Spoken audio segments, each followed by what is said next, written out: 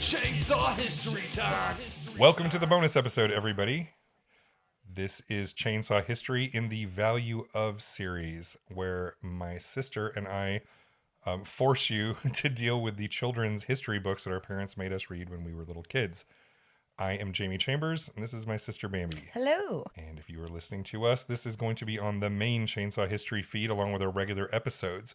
You can go to chainsawhistory.com if you want to learn more, see our full show notes, get our entire back catalog, or even better, sign up as a paid subscriber. And if you go at the $5 level or higher, you will get an entire catalog of extra features, including bonus articles on the website and entire additional shows like more of the Value of series like you're going to hear today, and a new series we've got going on called No Time for Love, Dr. Jones, where we follow Indiana Jones through his adventures in history.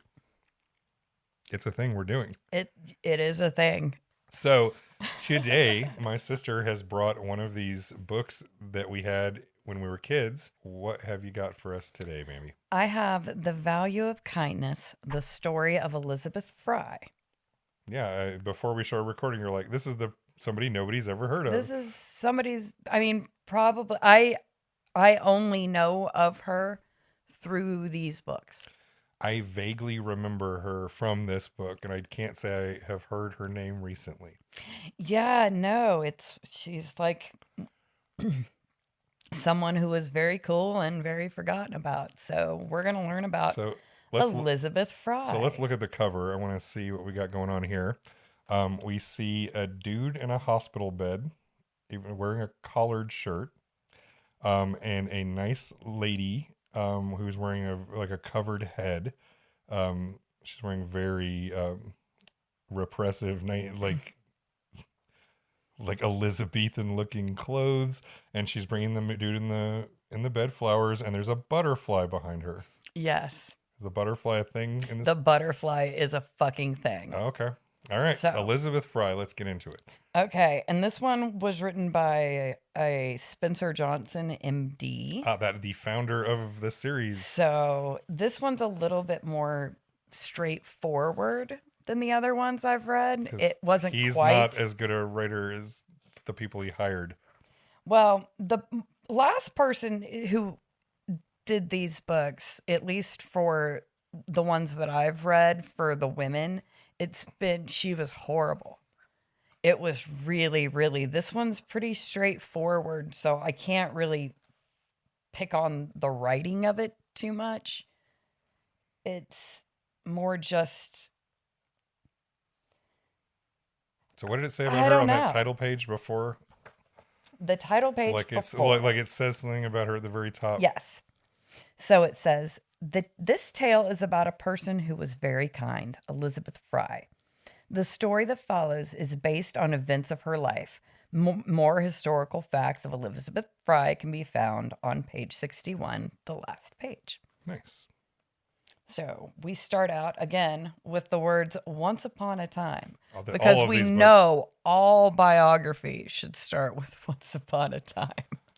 I think I'm convinced that Mr. MD there was convinced that all children's books have to start with "once upon a time." Yeah, so we're going to get into it. Once upon a time, there was a girl named Elizabeth who lived in a great house in England. She slept in a soft bed and wore pretty clothes. She ate fine food, and on sunny days, she played in a garden with her brothers and sisters. She should have been happy, but she wasn't. What's that little bitch's problem? Sounds like she had it pretty good.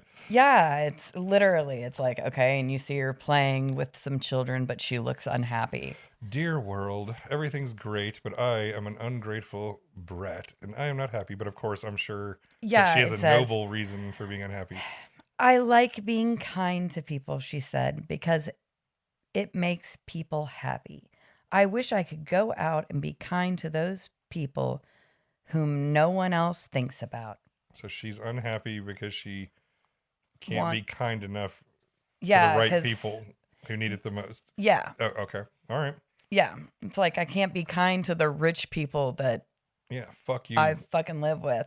And again, it's like she lived in a soft bed. No, her parents owned a bank and were insanely rich. Yeah. Like they had stupid money. So And so she's a poor little rich girl who's like, no, I must go off and among the squalor of the people yes. to make a difference. Yes, Got she it. wanted to be kind to people. Not even like they always say kind, not even like she wanted to help people or change circumstances. It's like we have to throw in the kindness. She was kind.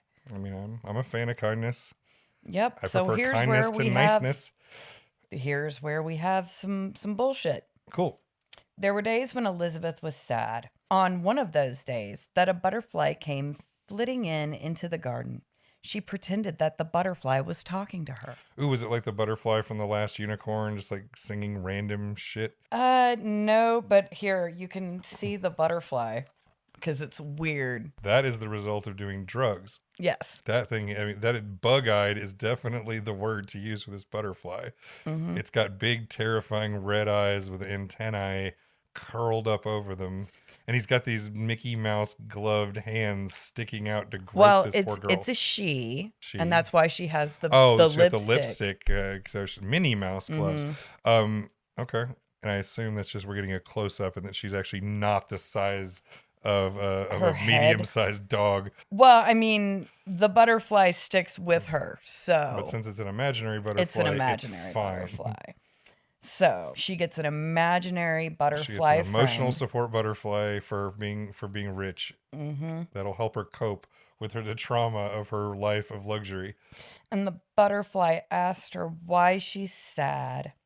And she's like, I'm sad because I have all this shit and other people don't. And I want to be kind to people. And because of that, I'm unhappy. He's like, and well, the butterfly. And he's like, I'm a manifestation of your mental illness. So what the hell do you want me to do about it? So I can see how that might trouble you, the butterfly said. I just flew over Newgate Prison, and it troubled me to see the way the women prisoners have to live. So now her imaginary friend is giving her some knowledge about shit she has no idea about, which is nonsense. She actually learned about this prison. I assume she through read a family about it friend or because heard about it. yeah, because okay, so her parents are ungodly rich, but they're also Quakers, which is kind of an important part of her life that they never once mentioned in this book. Because they try to keep the specific religious stuff. But yeah, Quakers. Mm-hmm. Yeah, they had specific thoughts about how you're supposed to do things. Yeah, and her parents were not in a strict sect of Quakers. They were more relaxed. Like she did wear they were more mainstream Quakers. Gotcha. They were rich. They enjoyed their wealth. They wore fucking nice clothes and yeah, all that shit. So the butterfly tells her about how dreadful this prison is, and she was like, I want to go help them. Oh, cool.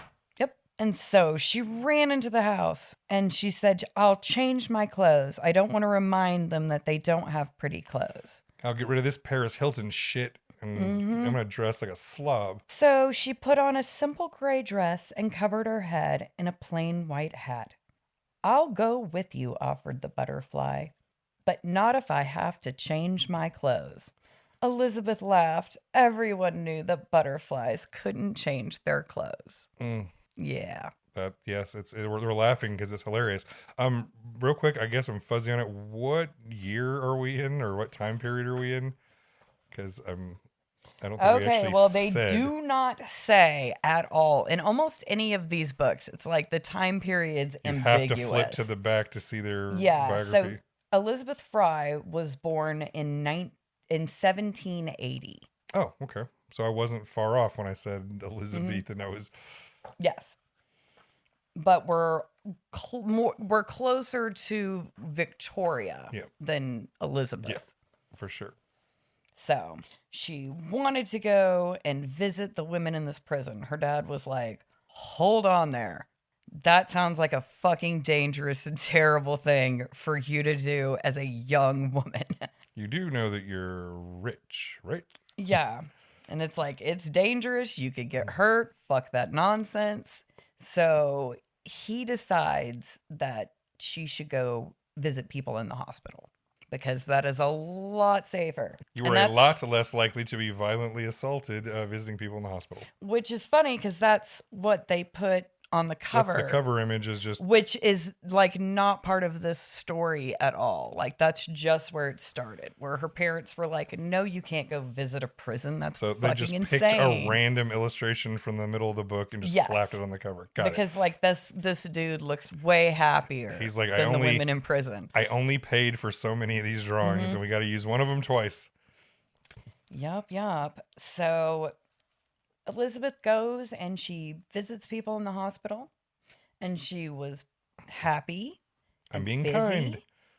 And they said time passed quickly. She did get older. She got married, and so she had a new last name. It was Fry, because that Fry is her Married name. her married name. Gurney is her maiden name. Okay, I call that a step up in the last name department. Not really, because she went from having an uber rich family, and now granted, she wanted to be a more traditional Quaker. Like she wanted to do the step down, more eliminating of the worldly god things and focus more on the godly things. Sure. That's who she was as a person. And she had a husband who also went along with that. They like joined a more strict set of Quakers than what she was raised in. And they said she got married and had a new last name. And then they kind of gloss over the fact that, you know, it's like through the course of her life, Elizabeth had 11 fucking children. 11. So Mr. Fry just could not stay off her. Could not stay off this woman. She was constantly pregnant. And still doing a bunch of other stuff. Yeah. While constantly popping out kids for this dude. For this dude. And trust me when I say it's like this woman did nothing but fucking work. But yeah, she had 11 children, and all of them but one lived to adulthood. Hey, and you're talking, 18th, 19th century, that's not bad. No, it's not bad at all. That's actually a really great odds. Of course, like I said, her family had money, which always improves your survival odds so much. Yeah, it's amazing what a little money can do. So, but yeah, it was just kind of an interesting fact of, Biddy had a lot of kids. So we're glossing over all of the... Yeah, we're glossing over love some and of her marriage time. and kids and the whole deal. Oh, although interesting fact, her last child was born on the same day as her first grandchild. So this bitch had fucking kids spread out. So apparently when she wasn't working, she was fucking and having babies. Considering the age difference in my own children, I don't have much to say. Yeah, you spread yours out too. It's a terrible idea. I have one kid turning 30 this year and another turning 8. Yeah. So yeah. There you go. Mm-hmm. Yeah, and how old's your granddaughter? Oh, she's 3. Yeah. Yeah. You didn't think that through, but it's fine. I'm old. You're old and make terrible decisions. But Elizabeth Fry is even older and deader. Yeah, older and deader, and apparently had even more children than you did. Yeah. So the butterfly, she decides that she is finally gonna she's an adult woman and she's gonna visit this fucking prison. This butterfly will not leave me alone about it. And the butterfly was like, oh, wait, no, this is not the butterfly's jam. The butterfly. Okay, I'm gonna read you this passage. Be careful, warned the butterfly. Some of these women were bad people even before they went to prison. But it is so terrible inside the prison that now most of them have become even meaner. The women are cruel to one another. They might even be cruel to you. So apparently this butterfly has some wisdom, the butterfly's and knowledge, and apparently it's like, look, I've been watching Orange is the New Black and Wentworth, and these ladies' prisons are not to be fucked around with. Mm-hmm. And so she went in the prison, and at first she wasn't afraid, but then she actually got in there. And she says, quote, "It's frightful," she cried. "It's so filthy, and the air is so bad, I can hardly breathe. What a terrible way for anyone to live." And then we see an illustration of cave people Yes. living in just filth and squalor with their hair grown over their eyes and just covered in sores and look like shit. Yeah. That's terrible. It is terrible. And apparently these prisons... And those are supposed to be ladies. These are supposed to be ladies. And again, they don't really get... Again, you only see 4 women in this room. But in actuality, there was like 500 women in a room with their children. And a lot of these, and because they had death sentences for even like petty theft. So the conditions of these places were really bad. This is when there was still slavery. So, but yeah, she was an abolitionist. She did not believe in slavery. And she believed in like basic human rights. Just, she was a humanitarian. Which is good because if memory serves, slavery was abolished in England in the early 1800s. Yes. Like 1810 or something. Yeah, but there were still colonies that still had it. And they were still shipping up people off to like fucking Australia and like giving them, literally, it was like with nothing. They just dropped them off on a shore and was like, adios, have fun. Hope you don't die. Which Australia liked to kill people. It's a pretty harsh environment in a lot of situations. So, but they don't talk about that at all. We're only going to focus on this tiny itsy bitsy portion of her life. So these guys are living in squalor. And again, they don't describe it, but the horrificness inside these prisons. It was literally like no beds, no bathrooms. They were shitting in buckets and had straw. Yeah. I mean, and these were like packed. You can only imagine with malnourished and the treatment they got from the people running the place. Yeah, and again, and it's like they don't describe it here, but the women had to make their own food, and they weren't given a lot of supplies. It was really, really kind of horrific. You're just unimaginable situation. Just locked in a crowded room. Yeah, with nothing. And these are women and children who probably didn't do much more than just have debt. So, because debtor's prison was a thing. Because it was a thing, but this was, I guess, more of a. I want to say more of a high security. I don't really know. I am a fraud because I did not look up fucking Newgate Prison specifically, but they did describe it on her Wikipedia page that it was really fucking bad. So these bitches are fighting, and Elizabeth cries for them to stop. Quote, "The women did stop fighting. They stopped, and they stared at Elizabeth Fry. 'Here's a fine lady come to make fun of us,' said one. 'Let's tear her pretty clothes,' said another. 'We can black her pretty eyes,' said a third. 'But I don't come to make fun of you,' said Elizabeth quickly. 'I want to help you.'" Well, that's awfully kind. It is awfully kind. And at first they didn't believe her and they were going to beat her ass and they wanted to tear her clothes. But then they were like, well, she doesn't even really have nice clothes on. She's cleaner than us. She slummed it up to come. Yeah. I mean, she's like dressed like a Quaker bitch. So they don't know what to do with her. And they kind of start closing in on her to the point where the prison guards are like, yeah, they're going to kill her. We better get her out of there. And Elizabeth was like, no. I'll just stand still and they won't hurt me. And so she stood real still. The fucking guards are there to shoot them. So everyone's kind of frozen. And she said, quote, "If I could only make them believe that I'm here to be kind to them," said Elizabeth. And so she stood there and then she picked up a sick child. Used as a human shield. Mm-hmm. And so she picked up the child in her arms and literally was like, "You can't attack me while I'm holding one of your babies." But instead she said, quote, "Friends," she said to the prisoners, "many of you are mothers. I too am a mother. I am distressed for your children. Is there not something we can do for these innocent little ones? Do you want to make them grow up to become real prisoners themselves? Are they going to learn to be thieves and worse? Yeah, you guys don't want your kids to be thieves and hookers." And they were like, well, what the fuck are we supposed to do about it? They'll become the criminal element. Mm-hmm. So, quote, "Suddenly the women stopped shouting and threatening. They began to cry soft, happy tears. She is kind, they said. She did come to help us. So the women gave her a chair and she started talking to them. And then they started bringing her children. And basically what happened, After deciding not to shank her.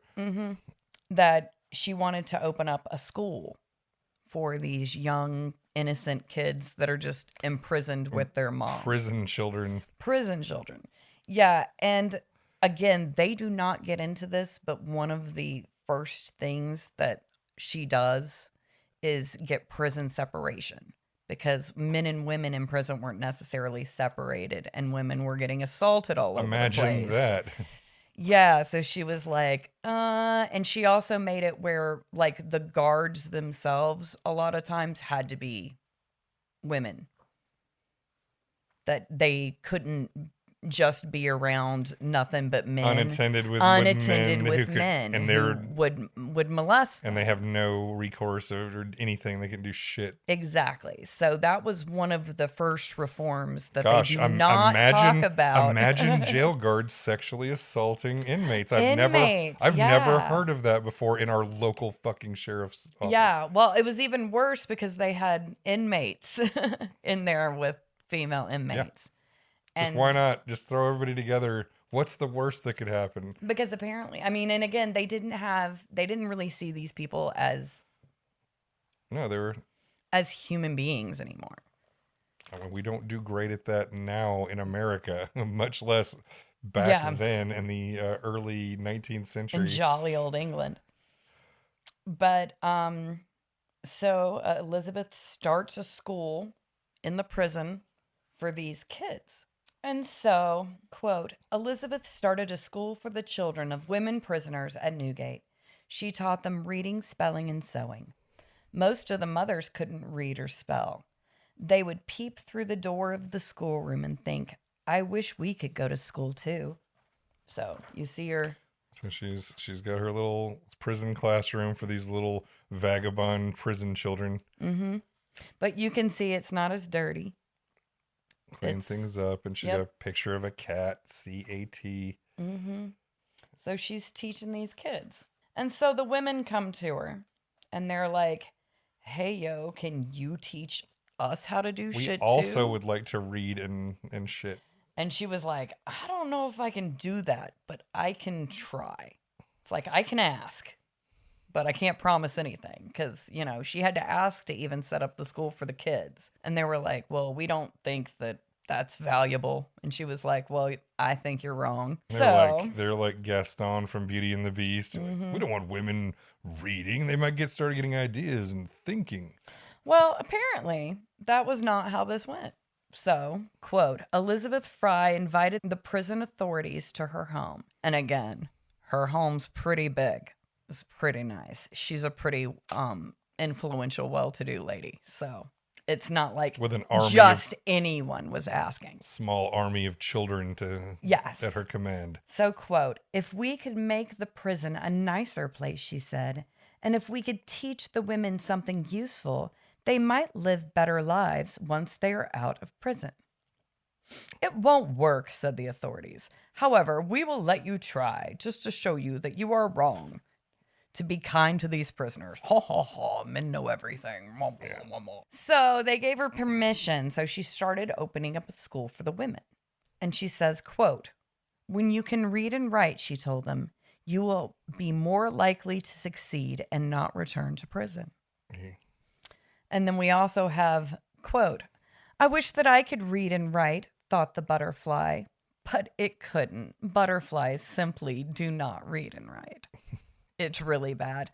It's really, really bad. And I even glossed over the story of how the butterfly explained to her that its chrysalis was like a prison, which was a little bit horrifying for me as someone who did not want to think about the butterfly prison of its own mind. Let me tell you about the time I turned my body inside out and I painfully morphed into something else. Yeah. Well, that's relevant to the story of Elizabeth Fry. Yeah, it was kind of horrific. So the butterfly upsets me. I'm trying not to think about it too much while also having to. Yeah, shut the fuck up, butterfly. You're right. You can't read. Can't read, you stupid fucking butterfly. Look, yeah. And so she did not teach the butterfly how to knit, but she did teach the women. So she taught them sewing and knitting and reading and writing. And so Did she teach them how to save a butterfly by sticking a pin through its head and I sticking don't it know, but on a it's- corkboard? I do find it very funny that she's holding up a pair of scissors next to Right the next to the butterfly. butterfly. I'll fucking It's like- clip your wings, you bitch. It's like, how do you like crawling again? How'd you like to go back to being a caterpillar? And so she started teaching the women how to make quilts. And so they were taught sewing. So they and have a quilting bee. And they have a little quilting. And look, all the women, look, they're not raggedy. Yeah, they look anymore. actual human beings that brush their hair, and Yeah, they Okay, look and like women again. they're not little Captain Caveman people. Quote, "I'll take your quilts and sell them for you," said Elizabeth. "Then I'll give you the money and you can buy little things for yourself." "You are a very kind person, Elizabeth Fry," the prisoner said. "Thank you." So Elizabeth sold their quilts and they got a little bit of money and they bought little things at the prison store so they could have personal items. And, food and shit, which they weren't really getting much of before. So their conditions improved dramatically. Awesome. Quote, "Then one day the authorities came around to see how things were going in the prison. 'What's happened?' they cried. 'Look over there. How clean everything is. And look at those women. They're bright and happy and pretty.' They're not suffering nearly enough. We must put a stop to this instantly. The women had cleaned the prison up, you see, and they had cleaned themselves up. The prison looked like a busy little shop or a friendly home. The women were not fighting. In fact, they were helping each other." Ding, and now they're like, So you see these baffled, stupid men. what? How could we have possibly have been wrong about anything, ever? We are men with penises. My mustache says there's something up. But yeah, they had to concede that her prison reform was useful and helpful and was working. So, quote, "The prison officials were so impressed that they told the people of the village about the change in the prison. 'Look at it,' they said. 'See how nice it is now. It's much better place since good, kind Elizabeth Fry came here to help the prisoners.'" Fuck yeah. And so now the prison's all shiny. And now it's a castle. Now it's a castle instead of a prison, which it was always a castle. Huzzah. Well, it is England. It's England. They have castles laying around. Yeah, so they turn a lot of them into prisons, so Great. that probably tracks. No, a single mention of all the lesbian hookups that happen in the women's prison. Whatever, after being abused by all those men. Again, this is not Orange is the New Black. So, the men called a meeting. Quote, "We have men prisoners at Newgate too," said one of the officials. What if we stopped "Perhaps treating them? we could help them the way you have helped the women." And she says, "You should do that. You should totally do that. I don't need to do that, but you should do that." I'm not going into because- the men's prison. She does not go into the men's prison, although she did write, she helped draft laws. So she advocated for them. She's She just like, advocated for all of them. However, I don't think she personally went into the men's. well, but she good, was like, because "You that should wouldn't have ended well. I was like, you should do that. You guys. She almost got Y'all. beaten to death in the lady prison. Yeah. Imagine what would have happened to her in the dude prison. In the dude prison. And again, Not that they ever would have probably let her in the first place. well, I think it was just a free for all. She was Right. the one who separated them and then was like, yeah, you deal with those guys. The rapists and the murderers. I'll go over here with these poor fucking battered women. We should try this innovative treat people like people. human beings. So they did. They opened schools and the prisoners knew someone cared about them and they learned useful shit to become reformed people and not just, Yep. you know, And so the prison in worse situations than they were in before. so the prison industrial complex was fixed completely, and we've never had any problems ever since. Hooray. No, that's not what happened. It's like, I could have sworn I saw Jon Stewart talking about this on TV last week.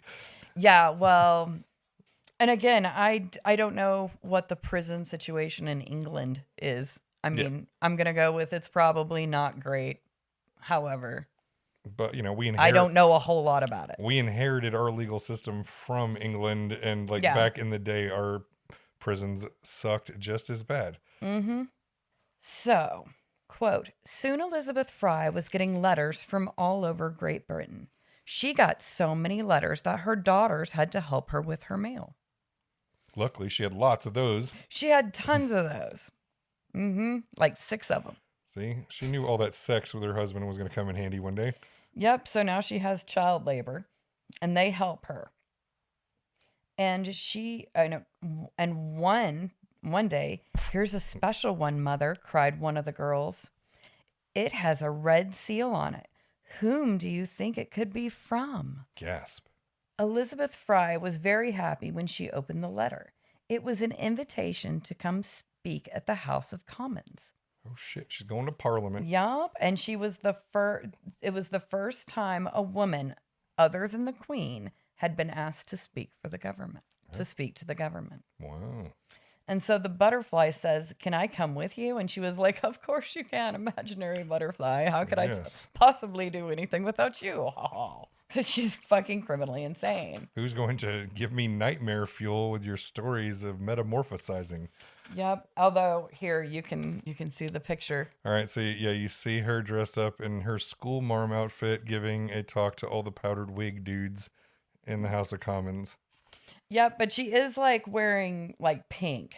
I hope she had to witness a screaming match and a fist fight. Which still would have been completely off color because she was a toned down Quaker. She dressed up like the Quaker Oats dude. Mm-hmm. Quote, "The answer is very simple," she told the distinguished men. "Prisons should be a place of reform. Places where people who have been bad can learn how to be good. You will never teach a person to be good by being bad to them, by beating or starving or humiliating them." She went on, "The answer is to be kind, to help people, to care about making them happier. When people are happy, they will be good." "She's right, you know," said the members of the House of Commons. "I'm so proud of you, Elizabeth," whispered the butterfly. Because apparently she didn't have a real life husband or family or people, which is completely fucking... Her children are busy working in her letter writing mill. Yeah. Well, I mean, she actually was like a ridiculously busy person. I mean, sounds like it. Mm-hmm. I mean, like impressed enough people to get invited to talk to Parliament at this stage. Yes. And literally she's like, yeah, how about, we can reduce crime by improving the quality of people's lives. It's this weird this foreign concept that nobody's ever occurred. Mm-hmm. So, quote, "After that, Elizabeth was invited to go to the continent of Europe and talk to the kings and queens and heads of state. They all wanted to know how to make their prisons better. She rode in a carriage to see them." Why they added that? Why they needed this? That tiny little paragraph with a giant illustration of a carriage speeding off with a team of horses. Yeah, like literally, like this entire fucking thing was so unnecessary. It's hilarious. Yeah, the writing is bad. Not quite as bad as the last one, but it's pretty bad. I don't know. The Christopher Columbus one. Maybe he takes the cake for me so far. Yeah, well, that's the one where we got to find out about the private thoughts of an imaginary character that he didn't even share with anyone. It was, the whole thing about Christopher Columbus was nothing but fucking propaganda and bullshit. Yeah. This one is actually like, let's talk about this woman that you probably have never heard of, and then just give this little highlight reel with make her seem like a crazy person talking to a butterfly. I mean, they spent more time on her about like just her being a child than they did on any of her good works. So they show her talking to kings and queens who are all just hanging out together. Yeah, they just happen to be hanging out together, which is not how any of this happened. Just take our thrones and just like set it all up. Yeah. And you got we got all kinds of like Burger King Kings Club. Yeah. And I mean, And they kind of, they don't even explain who the kings or queens are at this point. They just show a dude random in a turban fucking... and dude in a crown and some sort of Eastern, like a Russian looking dude. Yep. It's like they have the Queen of England, the Tsar of Russia. I don't even know who the fuck that's supposed to be. And then the King of Persia. Oh, yes. And I only know that because I looked at her actual, like... Who'd she talk to? Yup. Okay. So she talked to them, and so she started prison reform in not only her own country, but several countries. Everywhere. But I don't see the King of America there. The King of America was not there. She did not talk to America. America didn't give a fuck about prison reform. Still don't. I was going to say, that tracks. Elizabeth Fry maybe could have jumped across the pond and... Yeah, but she didn't. Oh, well. I mean, it's hard to... It's not her fault. It's hard to get on a boat for months when you're giving birth to 11 children. I am busy constantly popping being out pregnant. children. Yeah, I mean, she was a grandmother the time she stopped being Seasickness pregnant. and pregnancy, probably not a great combination. Yeah, so she did not hop across the pond. However, she did start prison reform. So we're going to end the book by saying, quote, "Perhaps like Elizabeth Fry, you might think about how good you feel when you are kind.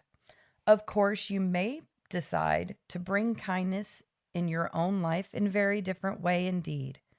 But whatever you decide to do, let's hope it is something that will make you a happier person.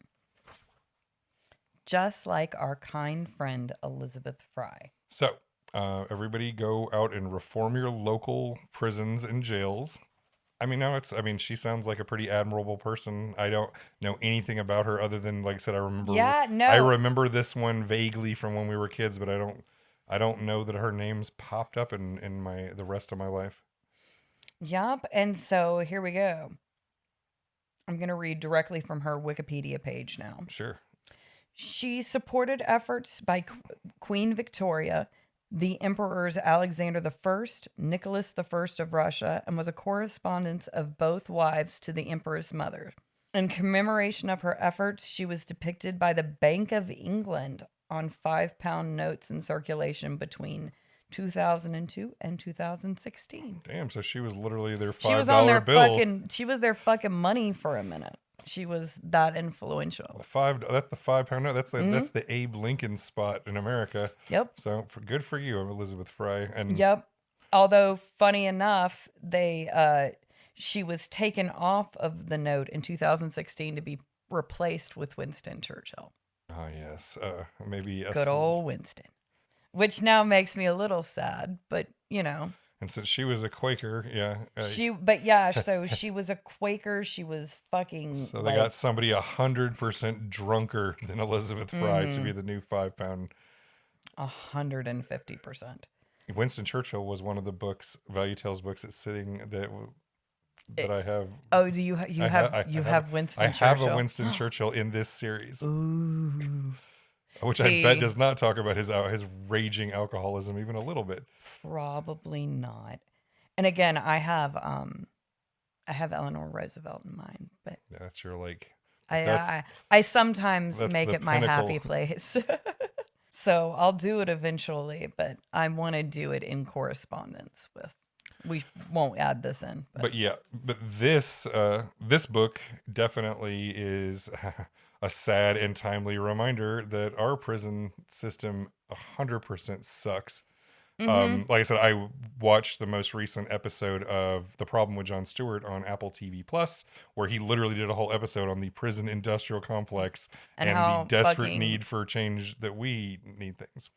Yeah. Well, apparently she did not hop across the pond because they actually now, because of her, have prison reform in not only her own country, but several others. Well, nicely done, Elizabeth Fry. Mm-hmm. But yeah, she started with Newgate Prison and kind of moved on from there. And like, again, her family was stupid rich. At one point, her husband became bankrupt. And it still didn't matter because they were still stupidly fucking rich. It's fine.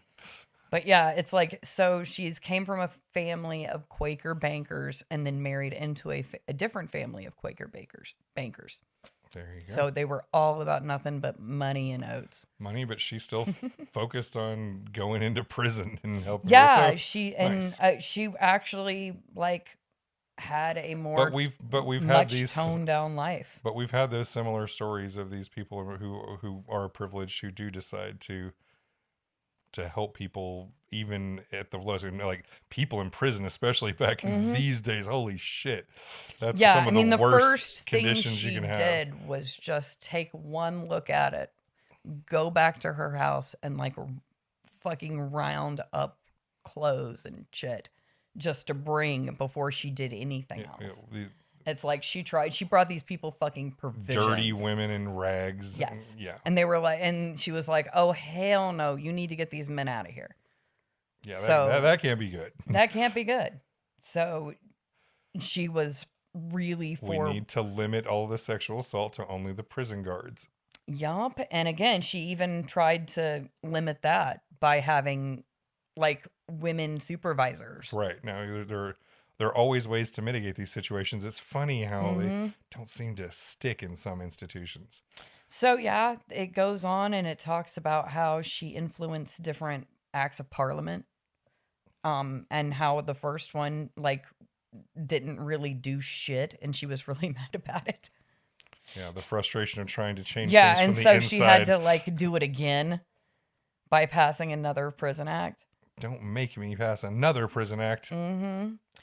She changed conditions on penal transport. Like, it was a big thing. And again, she had like an army of women who helped her at this point. You like said Quaker. penile. Sorry.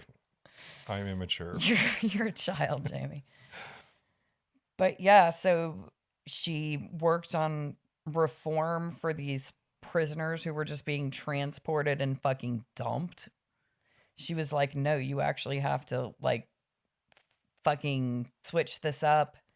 Yeah, the prisoners were taken away in open carts. So they were humiliated and thrown.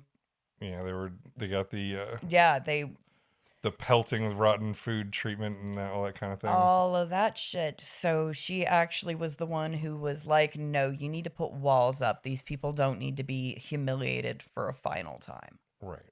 So she actually was the one who put a stop to that shit, at least for women. Because a lot of the shit that she could implement, a lot of it was just for women, although some of the widening prison reform was for the men as well. But then later on, they're like, oh, well, some of this stuff that works could just as easily work over on the other side of the wall. Sure. So, yeah. So she worked on widening prison reform. She set up welfare and homeless establishments and shelters. Elizabeth also helped the homeless establishing nightly shelters in London after seeing a body of a young boy in winter in 1819 through 1820. So she's like, yeah, kids maybe shouldn't freeze to death in the street. Yeah, it's like just because you're poor doesn't mean you should freeze to death and die. Well, that's not the the way of Victorian England. Nope. In 1840, she opened up a training school for nurses, and her program inspired Florence Nightingale. There you go. Another one of the women on my list. I'm sure we will get to her. We will get to Florence Nightingale eventually. I love Florence Nightingale. So I guess, Elizabeth Fry gets the official Chainsaw History thumbs up as a not shitty person. As a not shitty Somebody person. who actually tried to make the world a better place. Knowing that she started as a poor little rich girl makes it even better. That she could have just lived a life of luxury and privilege and never thought about anybody else. And she didn't. She instead directed her energies to those people who need it. And pretty much she didn't take a life of poverty by any means, but she was generous and kind to other people. So there you go. She was again, how did they describe, because they actually described that in this book, I think. They added a lot of weird shit in her biography. Just Well, those FYI. I figured out those last page biographies are often just as full of shit as the children's book stuff. Yeah, Like the and Columbus they one really was just utter kind of nonsense. they sum up some stuff, and like they added some stuff about her husband didn't always approve of her activities, but he promised not to interfere. And it's like, what the fuck? Well, you gotta You made that up. you gotta I bring don't the husband to this. think I again, I did not read that on her Wikipedia page, so I don't. But you again, don't know where that even came from. I don't know where that came from, or even why they would fucking add it for any reason. It doesn't even make sense. But what they called her was a plain Quaker. But she didn't. She Mm-hmm. wore the actual traditional Quaker garb. Yeah, like her parents were like rich Quakers, and she was like, "No, I want to be plain." I'm a fundamentalist. Mm-hmm. Got it. She dressed in plain clothes and gave up all of her personal adornments. All right, well, listeners, give up all of your fancy clothes and personal adornments and, go help out somewhere to someone. Well, or you could just take it as, hey, let's just be kinder to one another and make the world a better place. And fight for prison reform. And fight for prison reform, because that shit's important. We definitely need it. To the side, if you want to hear the Jon Stewart thing, go on YouTube and look for that clip. He really good interviews and talks about it. Mm-hmm. So, once again, if you are listening to us now, you can go to chainsawhistory.com to hear even more. All of our regular episodes, all of our full back catalog, bonus episodes and articles are available for our subscribers. And we hope you'll check us out. If you are into Dungeons and Dragons, you can go to the website backstab.fun to find some of the latest stuff I did. For example, I got into Irish folklore and made a more accurate version of the Banshee than is presented in the Monster Manual, which was fun. And I did a video that has Sean Connery singing a love song. You can find it on my website, backstab.com. So I think that's pretty much it for us. Okay, yeah, a special thanks to our sound engineer, Kevin, here at Raven Sound Studio. Thanks, Kevin. And you're the reason we don't sound like we did in season 1. And we'll see you on the flip side of this. Bye. Bye.